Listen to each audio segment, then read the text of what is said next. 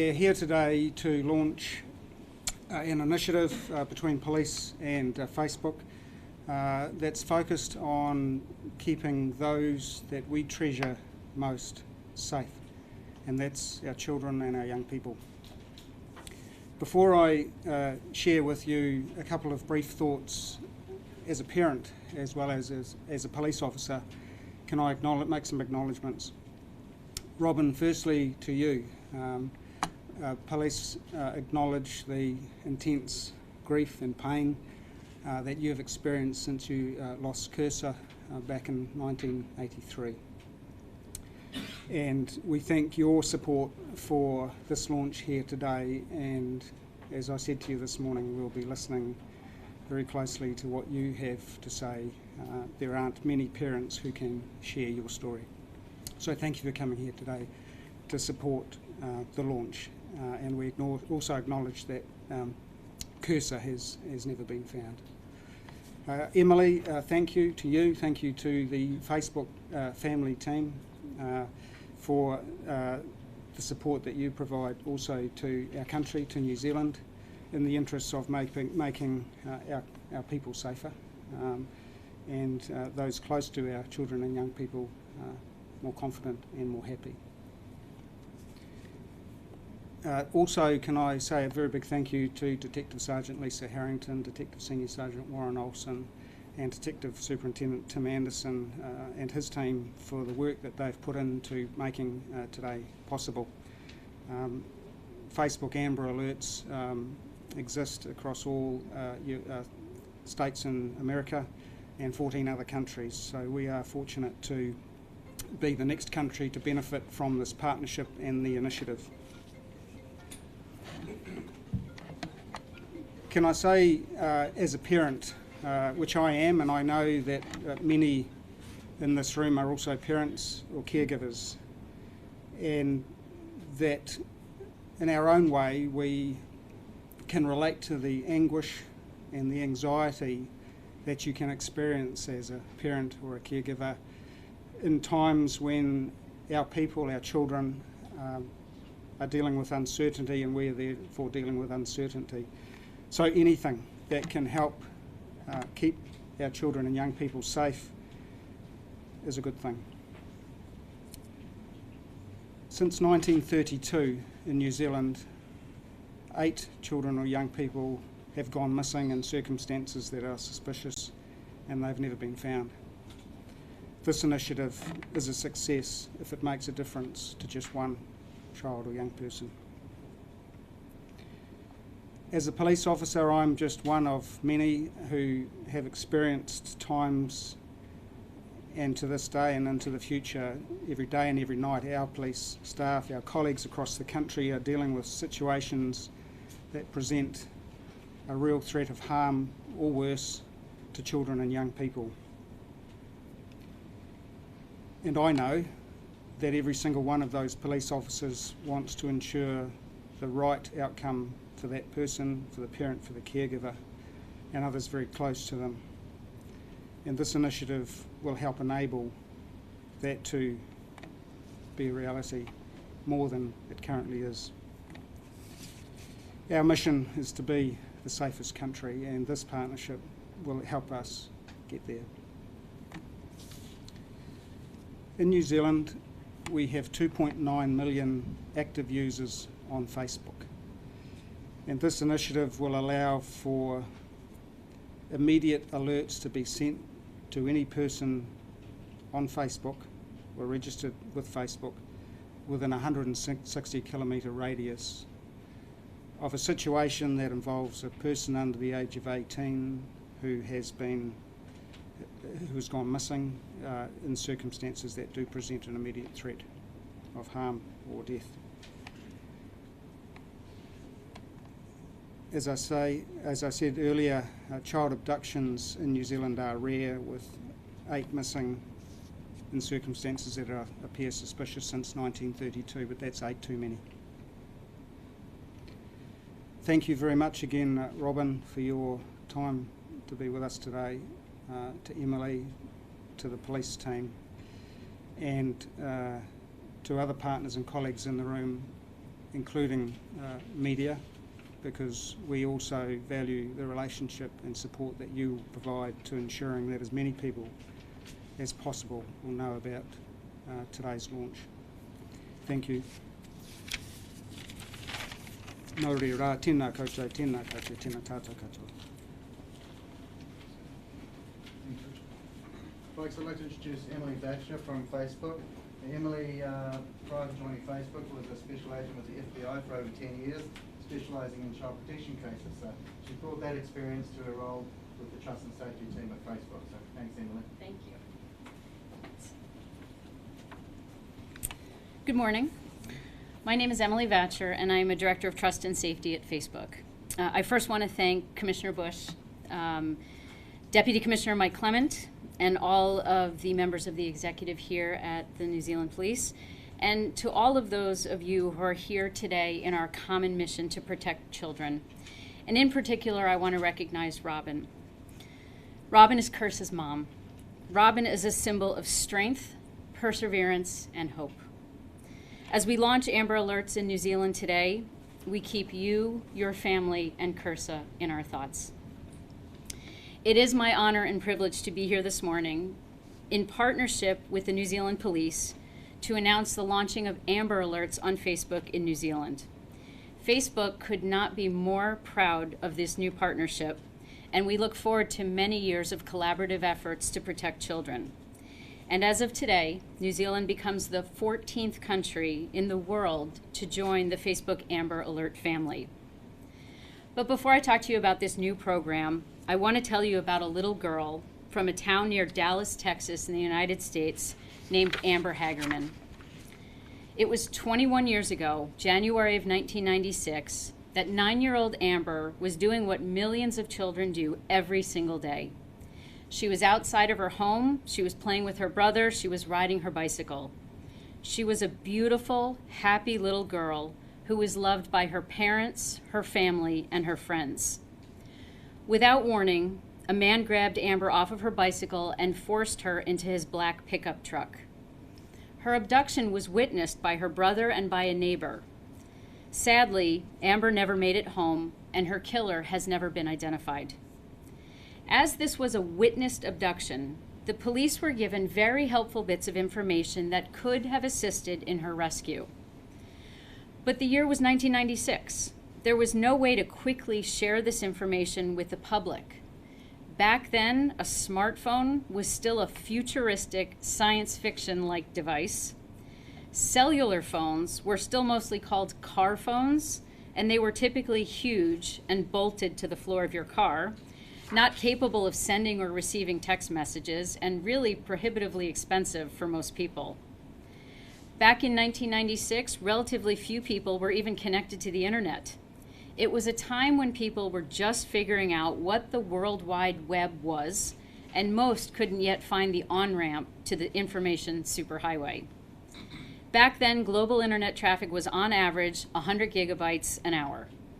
Last year, it was more than 24,000 gigabytes a second. That's more internet traffic in 30 seconds today than there was in the entire year back in 1996. What else didn't exist back then? Facebook. In 1996, our founder was still just a brilliant kid in middle school. But incredible developments in technology over the past 20 years have made a significant impact on the way that we investigate cases of child abduction and the way that we find missing children. One of the most important developments is the manner and speed at which the police can disseminate critical missing child information to the public. 20 years ago, police shared missing child information in newspapers, maybe on a morning or evening news television program. The dissemination of information was not well coordinated, it was slow to make it to the public, and it was usually delivered to people when they were not in the best position to be able to help. Today, with the changes in technology, this life-saving information is delivered to the public in just a matter of minutes and right to the palms of their hands. All of the biggest innovations today are done through partnerships across and between child protection organizations, private industry, law enforcement policymakers, and the entire child safety community. We've often heard the phrase, "It takes a village to raise a child." Well, it also takes a village to protect one. Today, that village of people protecting children in New Zealand has been strengthened by this new partnership. If the time comes when police need to issue an alert, we are confident that more people in New Zealand who may be in a position to help will very quickly receive the information about the missing child on their mobile devices or on their desktop computers. One of our Amber Alert partners in the United States is the National Center for Missing and Exploited Children, and as they say, Amber Alerts work. As a direct result of the Amber Alert program in the United States, nearly 900 children have been safely found and returned to their families. We've seen this firsthand at Facebook with a successful recovery of a 2-year-old boy who was recognized and safely returned to his family as a direct result of an Amber Alert on Facebook. Last year, a 4-year-old girl from Florida was rescued when she was spotted in Tennessee. The woman was on her lunch break and doing what many of us did, was to pull out her phone to look at Facebook. When she looked up from her phone after seeing the alert, she realized that the little girl featured in the alert had just walked past her. And in only 5 weeks after authorities in Malaysia launched their missing child alert system on Facebook called the Noor Alert System, a person saw the alert on Facebook and recognized a missing 8-year-old girl who was then safely returned to her family. Putting the life-saving information regarding a missing child into the hands of members of the child community is what makes the difference. Starting today, if an Amber Alert is issued here in New Zealand, Facebook will send the information directly to any Facebook user who may be in the search area. The alert will appear in a prominent position in the newsfeed of the person, and it will give that person the necessary information. A picture of the child, a description of clothing, maybe a vehicle description, a license tag. It's very important to note that these alerts will occur very rarely. Hopefully, one will never be needed, but if one is seen on Facebook, it means that you may actually be in a position to help reunite a missing child with his or her family. Technology has changed Amber Alerts. It gets the right information to the right people at the right time. In the beginning, this information was shared days, weeks, or sometimes even months after a child went missing. In the United States, we used to share this information on the back of a milk carton. Look how far technology has taken us and the difference that it has made in the lives of abducted children and their families. People in New Zealand are very tech savvy, and they love connecting with their friends, their families, and their communities online. In fact, 2.9 million New Zealanders are on Facebook actively, and 2.7 million of them are using Facebook on their mobile devices. We are very pleased to have been able to work so closely with the leadership of the New Zealand Police on this very important project and applaud them for all of the work that they do on a daily basis to protect children here in New Zealand. Facebook has made the world more open and connected, has allowed people from all over the world to connect and talk and share information that's meaningful to them.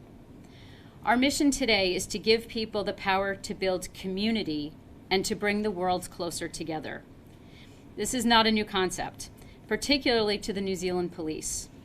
Their Facebook page is a perfect example of how Facebook can build and strengthen communities.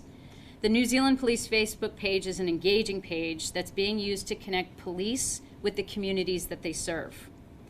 They use their page to share, for example, safety tips, things like what to do in the event of an earthquake or tsunami, to give warnings to the public about financial scams or the dangers associated with distracted driving. And they recently held a Pride t-shirt design contest where the winner was announced on Facebook, and that winner's design will be worn by police at the 2018 Pride Parade in Auckland. And about a month ago, they posted a video that depicted a day in the life of Tia, the New Zealand police cat. This video really resonated with their fans. To date, it's been viewed more than 1 million times. And I was hoping before I head back to America I could get a selfie with Tia, but I'm not sure Tia's in the building today. The Facebook page allows the police to have direct access to citizens, to help keep them safe, let them know about issues that may affect them, and share stories like Tia that will bring a smile to their faces. Thank you to everyone for coming here today to learn about our new partnership and to learn about how communities can come together in the time of greatest need.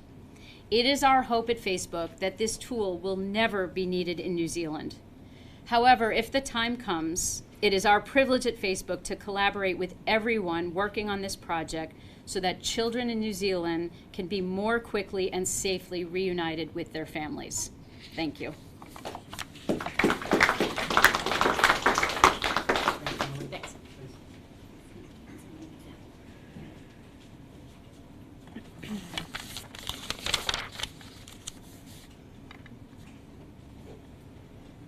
It's with great honour now that I'd like to introduce Robin Jensen to you all. On 1st of September 1983, Robin's dearly loved and vibrant 14-year-old daughter Cursor went for a ride on her beloved horse Commodore along the shores of Awatoto Beach in Napier, something she did almost daily. Cursor never returned home that day and has never been found. Robin is going to talk to us about how one beautiful sunny Hawke's Bay day turned into the darkest day of her life. And she's also going to touch on how the outcome for Cursor may have been different if social media, such as Amber Alerts, had been present in 1983. Welcome, Robin.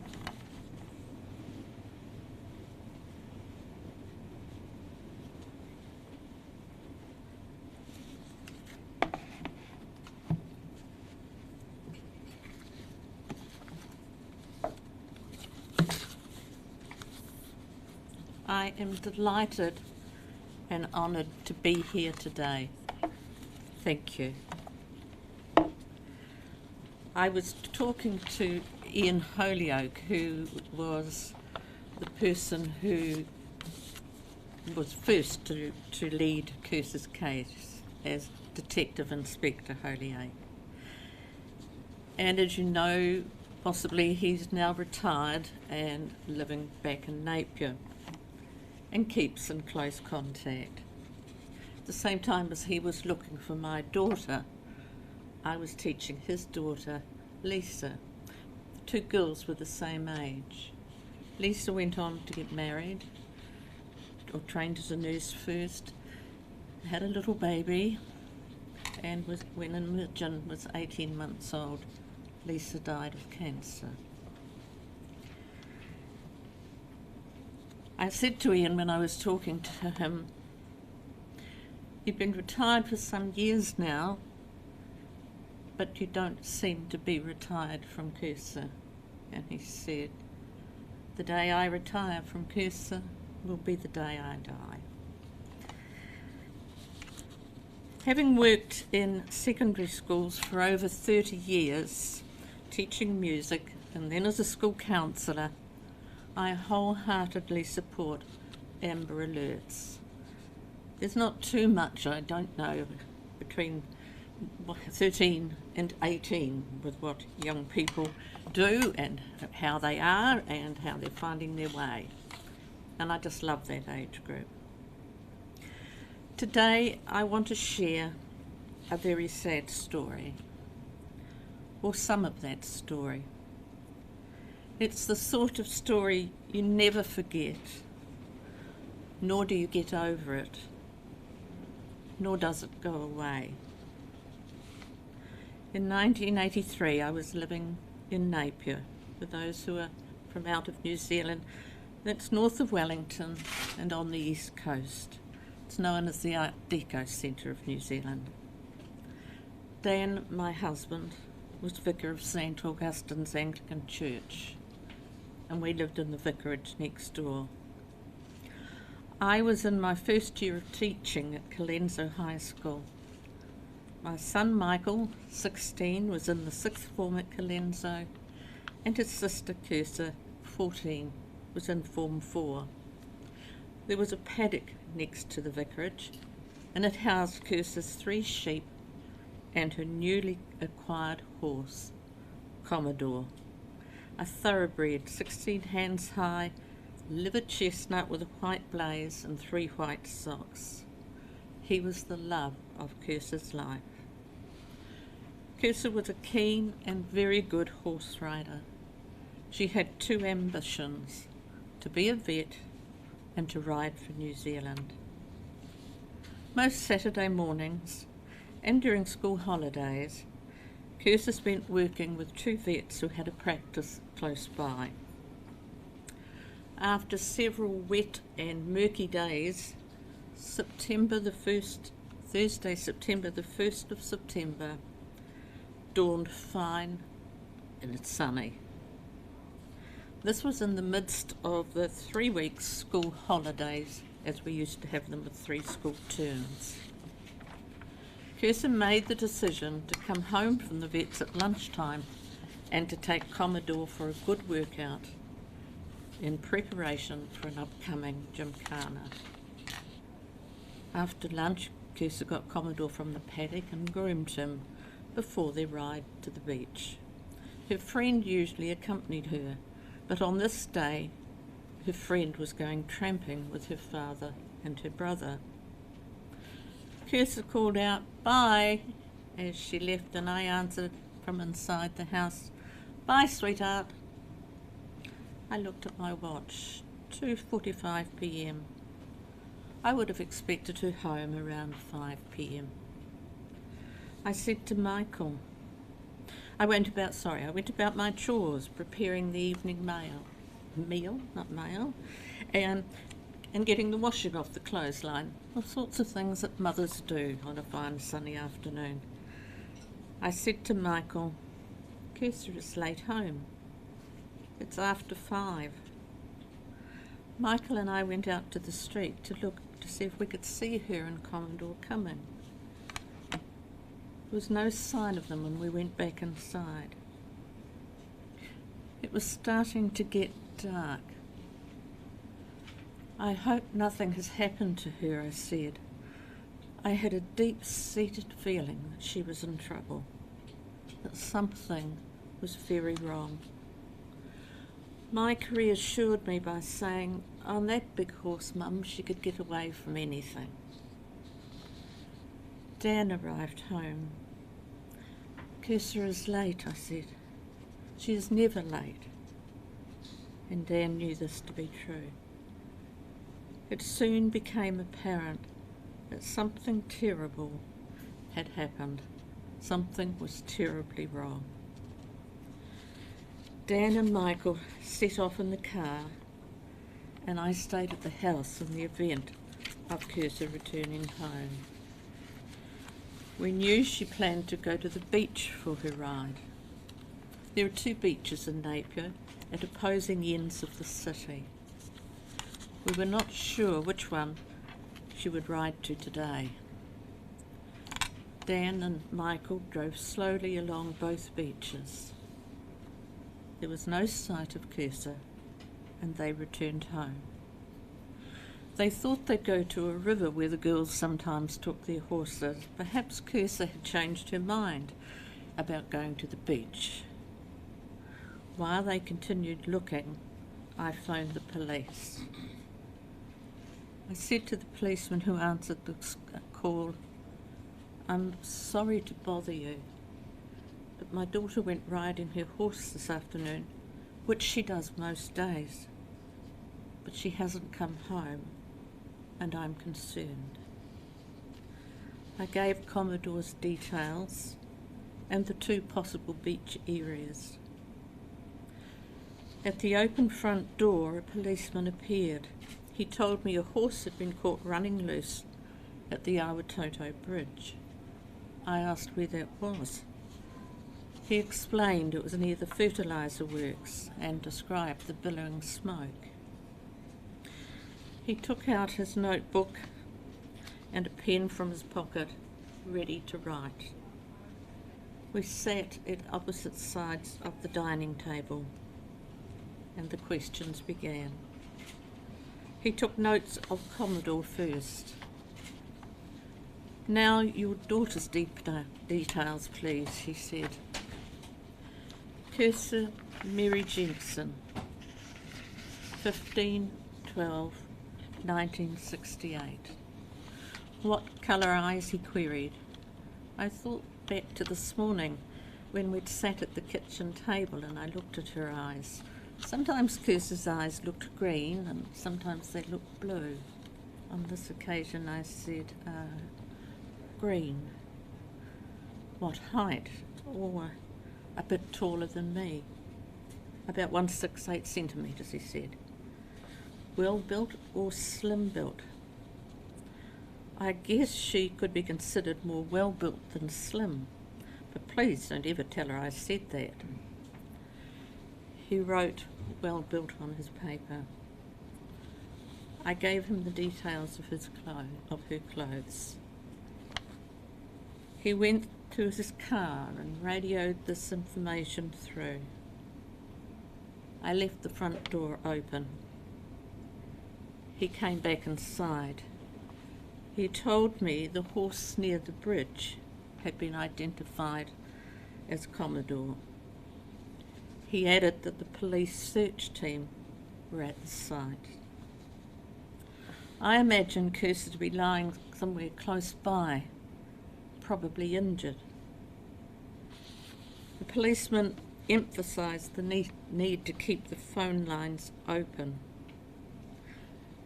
Dan and Michael returned from the ride to the river. Kirsty and Commodore are not at the river, they said. I shared the policeman's conversation with them.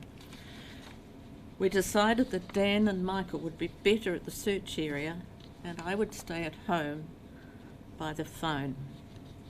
I couldn't keep still, I couldn't sit down. Alone I walked from the dining room through the lounge and back round. I kept doing that circle. I looked out at the now dark sky. Kirsty, darling, where are you? I whispered. What's happened? I decided to phone my mother. Mum, Kirsty hasn't returned from her ride today, and the police are searching for her. I have to be brief because the police need the line to be open. Mum, phone all your friends and ask them to pray. And please phone Don and Phil, my two brothers. The phone rang. My heart leapt. Perhaps this is some news, I thought. Hello, I said. Biddy, what the hell is the old girl going on about? I recognised my brother Phil's voice. He always used the nickname my mother gave me, Biddy McGinty. Oh, it's good to hear your voice, Phil, I said. I told him what had happened today. Yeah, that's what Mum told me, he said. I just hoped the old girl was out of her tree. I need to go, Phil. The line needs to be open. I staggered quick calls to family and friends, asking them to let others know, to go to our Toto or out of town to pray. I wanted to hear an ambulance screeching as it took my daughter to hospital. I went to the kitchen window and looked out. I wanted to see Kirsty walking down the street. Suddenly, I heard my friend Mary's car approaching. I was waiting on the drive when she turned in. Is she dead? I asked hesitantly. Oh no, Rob, Mary responded. I took this to mean Kirsty was alive. Mary perceived my thinking. No, Rob, there's no sign of Kirsty. Kirsty is cold and I've come to get his cover and some hay for him. I'll take his lead and halter. His bridle is broken and the police want to hold on to it. I was also concerned about you here on your own, Mary said. Mary, I said, I don't know what to think. I was grateful to have someone to talk to. I first thought that Commodore may have been injured and Kirsty had been waiting for him. But he's okay, so maybe Kirsty's lying somewhere injured. Maybe she's been raped. I don't think she could have been raped. Not on that big horse, Mary said. Maybe she's hit her head and is dead. Maybe she's in the sea. I don't know, Mary. I just hope they find her very soon. So do I, Mary said. Mary collected the cover and halter from the shed and pulled a slice of hay from the cut bale. She put it all in her boot and went back to Commodore. Dear Mary, I thought, her love of horses is on a par with curses. Around 11 p.m, the police gathered all the searchers together. They were shown hoof prints near some water, and the police were thinking this may indicate the cursor had been drowned. They thanked everyone and said the search would resume at 6 a.m. the next day. Everyone came back to our house, and coffee and tea was served. Michael and his friend, who'd been at our house when Cursor left for her ride, only a matter of hours earlier, walked Commodore back to his paddock with the assistance of a traffic officer. Having been cooped up for all those agonising hours, I was keen to get to the beach and have a look for myself. Michael and Dan went to bed while Peter and Mary took me to the beach. First we drove to the gun emplacement area where Commodore had been tied. They pointed out other things that had been considered by the police. We returned to the vicarage about 2 a.m. Mary and Peter headed home. It was beyond me to rest in a comfortable bed while my daughter lay goodness knows where. I lit a candle and fixed my eyes on what I call my special photo of my little girl, and I pleaded with her to stay alive. Please, Cursor darling, please stay alive. I felt numb. At 5:15 a.m. I woke Dan and Michael. We were the first to arrive at the search area, with the police a close second. I was shown where the hoof prints had been the night before, and they'd been washed away with the incoming tide. The police had put small boats into the river. In some way, as I'd known something was terribly wrong the night before, I knew Cursor wasn't in the river.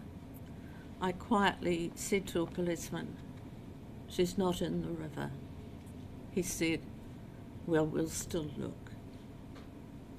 And I can understand that. A number of people turned up. Some had been part of the search the previous night. A brief regimented ground search was made of the same area. People were milling around now, waiting for the next instruction, but none was forthcoming. The morning dragged on. I felt agitated. I said to 2 or 3 policemen who appeared to be in some sort of authority, "Have you considered abduction?" I felt seriously this was what needed to be considered. An older policeman spread a map over the bonnet of a jeep-like vehicle. The map showed the coastline of Hawke's Bay. Pointing to a 30-foot continental shelf marked on the map, he said, "The sea doesn't return its bodies here. She'll be swept up to Mahia and the body will be washed ashore in that area." I felt decidedly sick. I could not believe this man was saying these things to me. No compassion, no feeling, no professionalism, nothing. And my daughter was not the body. A local pilot volunteered his Tiger Moth, and he made low altitude flights up and down the river. A helicopter flew overhead and made many sweeps of the area. The head of police, Chief Superintendent Kevin Ford, was driven to the scene. To the police, the scene had now been contaminated by so many searchers trampling on the grass. What had started off as a missing person investigation was now looking much more sinister. Someone was listening to the midday radio news. I could hear what was being said.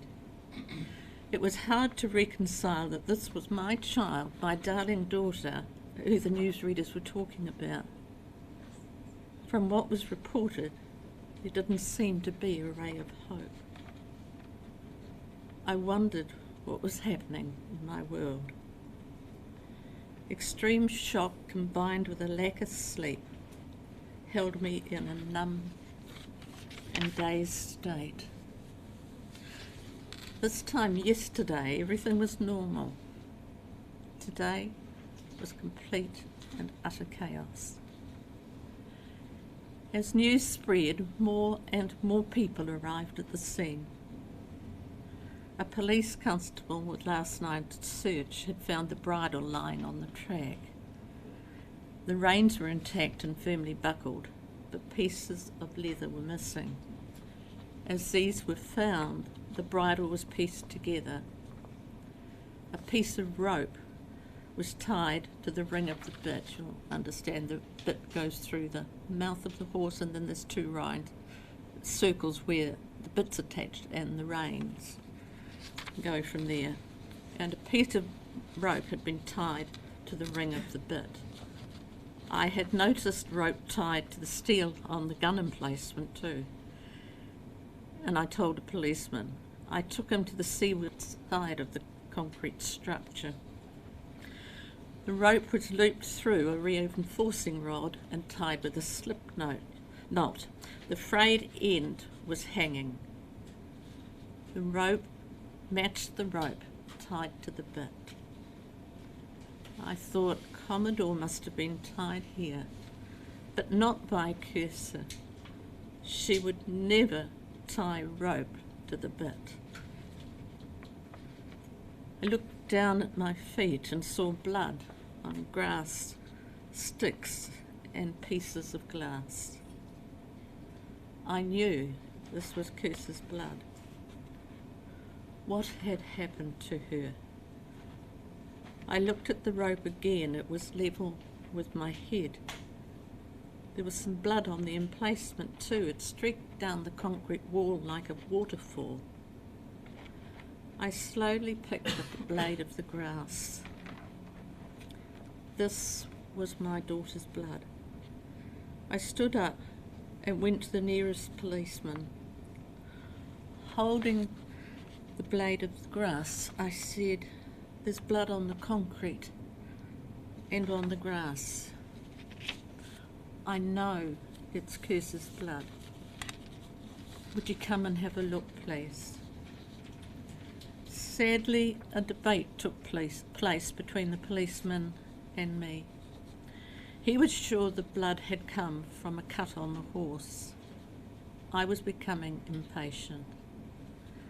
Eventually he went to a police vehicle and came back with a plastic container. Together we bent down and picked up pieces of twigs, glass, leaves and blades of grass with blood on them.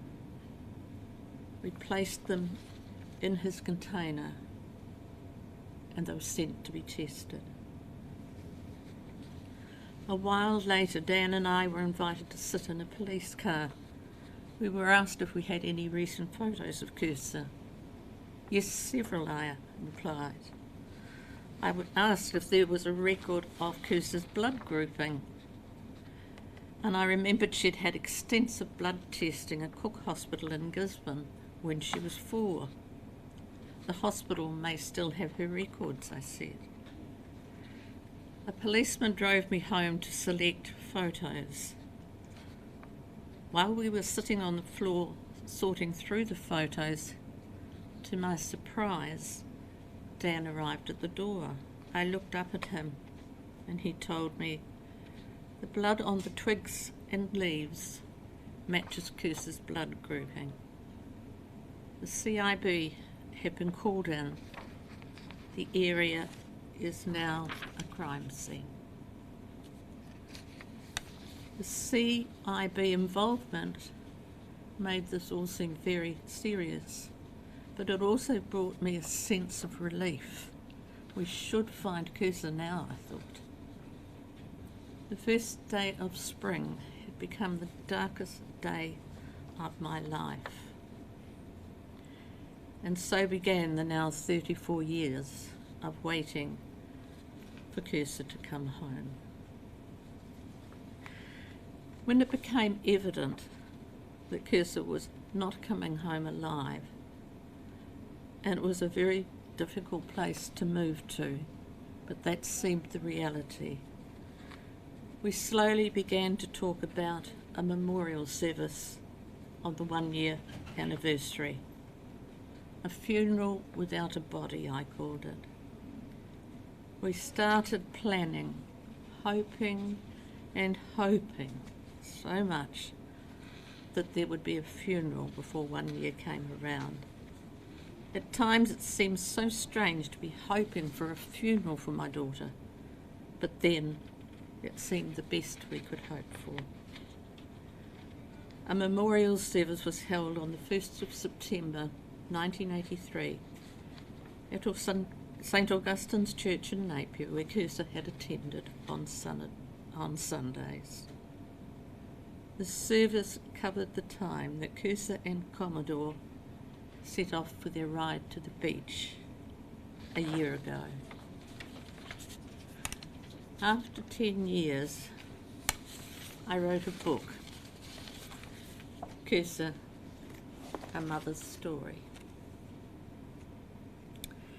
There was a suspect who, after several years, committed suicide. He visited Dan at the church one Sunday evening, and about 18 months after Cursor had disappeared, there was a knock on our front door one night. I opened the door. He asked me, did I know who he was? I said I didn't know who he was. He told me his name was John Russell. I asked him if he had come to tell me where my daughter was. "Oh, I wish I knew," he said. And so on and on went the conversation without any success of finding her. Thank you.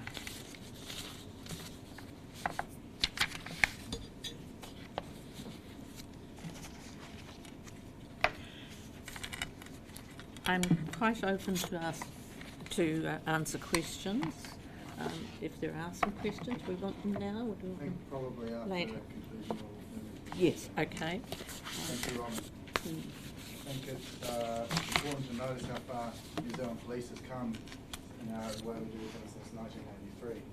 Our mission is for New Zealand to be the safest country. I think Amber Alerts helps us to do so well. So thank you again, Robin, for sharing your experience with us. Thank you to Emily for coming across from the New York office of Facebook. Before we adjourn to the next room, I'm going to give this video one more go.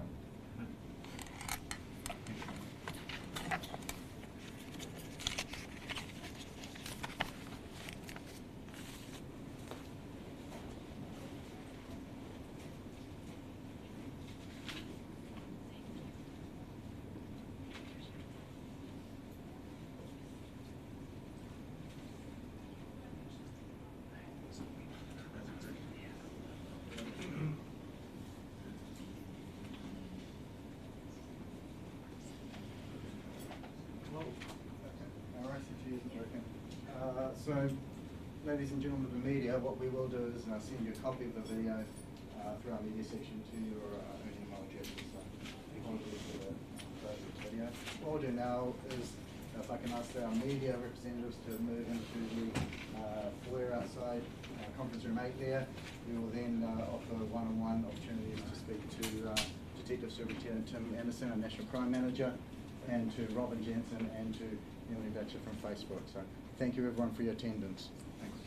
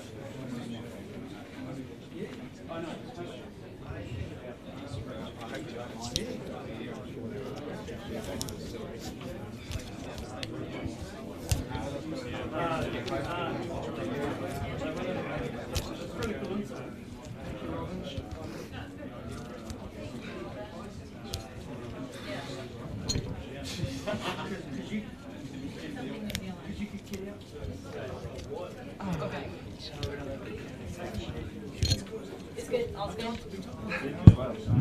Yeah, she just threw down. Okay. Oh, Russell Crowe, Rupert Murdoch, Nicole Kidman, Olivia Newton-John, Robert De Niro, Hugh Jackman and several Tom Cruises, Clintons of both sexes and Elvis Presley's. "You're a natural, Estelle," he told me. He called all his impersonators by their stage names and the habit spread. "You're not just a dead ringer.